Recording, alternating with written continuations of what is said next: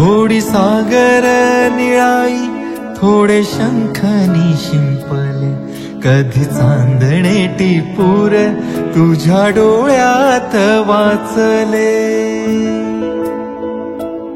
कधी उतरला चंद्र तुझ्या माझ्या अंगणात, स्वप्न पाखरांचा थवा विसावला ओंजळीत. कधी काळोख भिजला, कधी भिजली पहाट, हुंकारला नदी काठ, कधी हरवली वाट. वाऱ्या पावसाची गाज काळी भासतच दाट, कधी धुसर धुसर एक वादळाची वाट.